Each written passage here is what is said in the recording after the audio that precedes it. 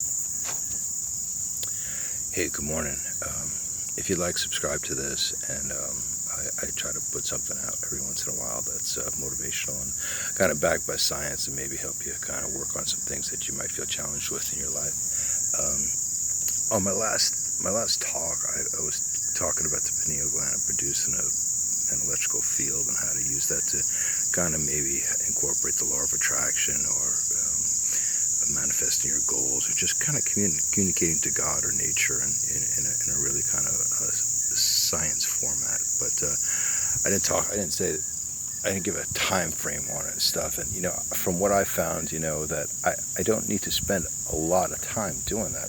In the morning, I just make a practice when I'm quiet, when my mind's kind of settled down. I feel a nice, peaceful place. I just take in 3 deep breaths.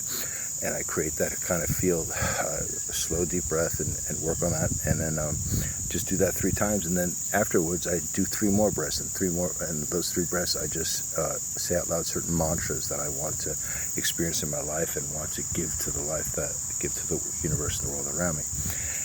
Today, I'm just going to talk about some things when you're to include in that scenario. I talk about these topics are linear. They kind of talk this way or this way or this way, and kind of life has this kind of pan way of approaching it. Our mind functions in this way that, so even though you're addressing one way about how to deal with the mind, or how to relate yourself to life or the life you experience and stuff, it has a whole 360-degree ways of how the mind operates. So just because you're dealing with one linear approach towards it, there's a lot of other ways that can at first be like hurdles or obstacles.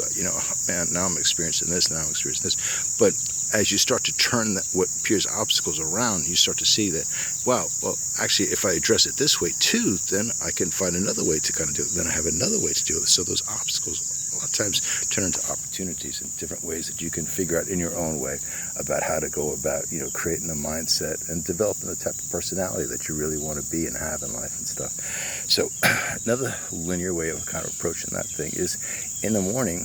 I say in the morning, that's kind of my time, but some of us have evening, and some of us want a lunchtime thing and stuff like that. But if you incorporate exercise, some form of exercise, and don't get me wrong, exercise is great for staying healthy, physically, but exercise has a really important effect on our brain's cognitive abilities, the cognitive ability that we can actually create our brain to function in a way of how to think. Because if you listen to a lot of, success, we all have our different, icons that we are focused on. Some are spiritual, some are motivated financially, some are motivated just, have this great outlook on life, and we enjoy listening to those. They're not so much telling us like what to think, this is what you need to think, or this is what they kind of tell us how to think, how to process different events in our life, how to experience, go through times of failure, go through times of feeling let down by people in our life, going through times of us feeling like we let down people in our life, So it's not a process so much of what to think, but how to think, and that's extremely pivotal in figuring out how to establish the right type of mindset that we can actually respond to life instead of react to life. A lot of us just go through life reacting to life every time a situation happens, and they happen in different ways, but they cause the same thing to happen.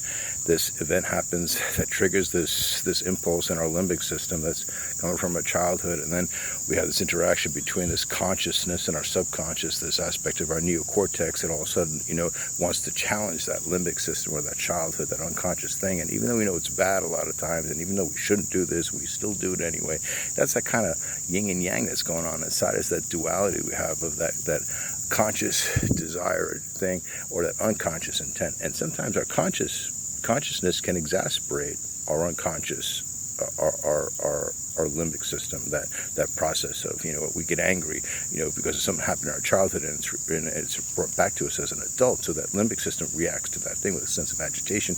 And consciousness, sometimes we like, freaking A, man, you're right, you shouldn't have done this, and how dare you, and we let our consciousness kind of rationalize that unconscious behavior that's inappropriate, and I'm a victim of that a lot, man. So I'm not on top of the mountain telling you like I ain't Moses here. I'm just a witness bearing my truth. So how do we reprogram that? And like I said, man, we can look at personal problems that we're trying to deal with in our life, but also we just want to have a better life, man. We want to find the right wife. We want to have we want to be able to give to somebody special in our life, the type of person that we want to be, and not feel like a failure. We want to, we want to be, anyway, we sometimes see what we aren't and what we want to be. So when we listen to motivational talks, or we're trying to develop our own mindset, a way to give the brain, the limbic system specifically, some nutrients that it needs in order to cultivate, in order to grow that, need to feed the seed some light or some water, some nutrients, is doing some exercise. And it doesn't have to be a lot, but it has to kind of push you a little bit past that point of not wanting to do it, and you do it. We all got that thing, we're on the treadmill and we kind of get to like 6 minutes in and we're like, man, screw this, I do not want to be doing this right now.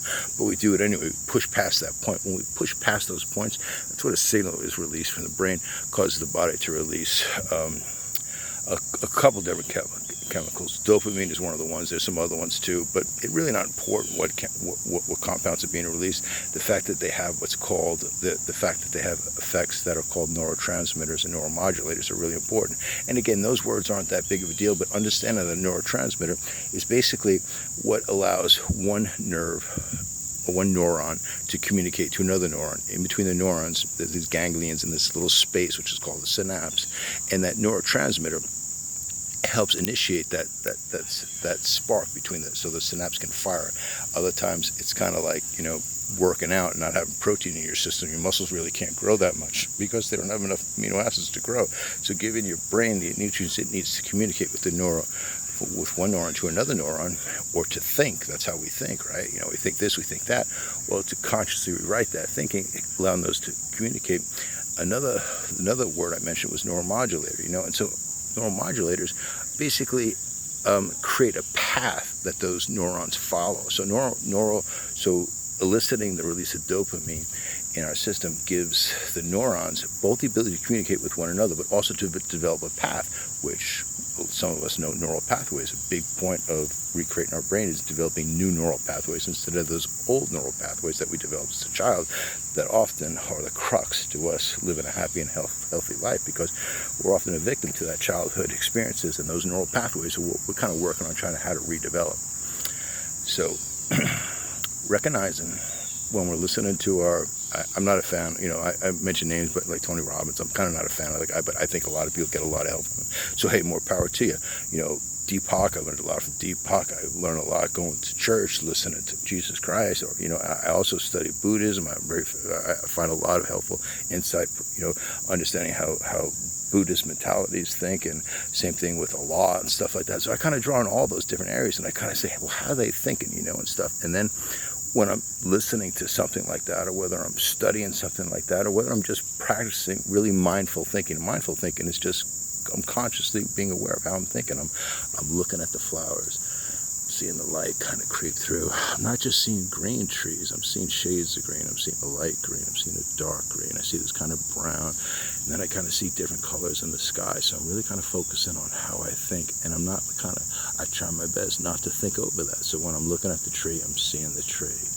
And I just kind of develop a peace, So whatever way I'm trying to do that, if I incorporate some exercise into that, and I push myself past that point of, that we all get, that we kind of break through that point, that'll cause the body to release this flood of dopamine, And like I said, it doesn't matter, man, whether you're running. It doesn't matter whether you're doing some, sitting down in a chair and doing some curls or something, or doing some, but just kind of fatigue yourself a little bit and allow the brain to kind of release those chemicals, incorporate that into whatever kind of meditational, motivational, spiritual actions you're doing, And like I said, that's one linear way of approaching it, and you could also combine what I talked about with the pineal gland, those breathing techniques and stuff. A lot of this stuff doesn't take a lot of time to do. People say, "Oh, man, I don't have enough time to do that. I don't have enough time to do that."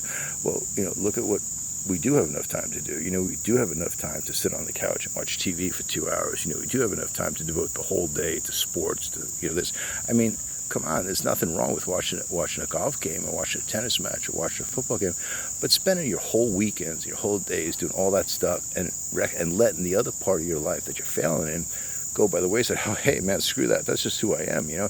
Well, that's not too responsible. And responsible is not a big word. Responsible is just reading those actions that I'm taking to neglect the time I need to do what I need to do to make myself the person that I want to be is hurting me, man. And why would I want to hurt myself? You know, we all get upset when somebody says, you know, does something to hurt us. But, man, if we turn that around, we look at it and say, how much am I hurting myself? I'm hurting myself all the freaking time if I look at it, you know. So, you know, I had a tough time with responsibility growing up as a kid, man. It was not a good word, and I even saying the word sometimes just brings back really bad memories, you know. But I need to work on those memories. I need to try to replace those memories with something that's going to give my life more of an altruistic kind of. And, you know, like utopian, you know, utopian's, you know, ideal is kind of used sometimes as a way of dismissing, oh, that's utopian, that's utopian. Well, you know what? Maybe if we strive for utopian ideals, the things we might achieve might be huge, because if we don't strive, if we don't try to achieve things that are beyond our reach, we're just settling for what's in our reach. And what's in our reach, anybody can. That's mediocrity, man. What kind of a system? We'd all be, you know, riding horses right now. Even that, we'd all be sitting around a cave fire, you know, banging stones together if we settle for mediocrity, you know what I'm saying? So I think life is about this ability to achieve so much in whatever way we choose to achieve it. You know, you be somebody who likes arts and crafts and wants to do the best arts and crafts you do and stuff, you know. And, you know, you just figure out ways to kind of work on that. And it's a big subject, you know, when you talk about this. So I certainly don't know all of it. I spent a lot of time researching it and really put to work a lot of principles in my life. And, you know, I hope by sharing those with you that maybe some of that will help you. And it just even helps me to stay motivated to do it. And, you know, the biggest kicker about that is you know, I got to sell the old pill that I'm talking about. I got to do the same thing, man, you know. So kind of talking about it, you know, sometimes I got to live up to it too, you know, and that ain't easy to do sometimes, you know, because I fail a lot of times. I do things that I'm not proud of. You know, sometimes I let myself down, I let other people down, but I still got to work through that stuff, you know. And, you know, I think that's the challenge we all have, you know, of like, you know, getting past those aspects of our personality that really kind of, you know, and sometimes it's not so glaring, and other times it is glaring. So, you know, I say God has a sixth sense of humor. You know, if you take it for granted and think, you know, he kind of sometimes show you, you know, you really need to pay attention to certain things, you know. So I hope you guys have a good day, and I wish you the best.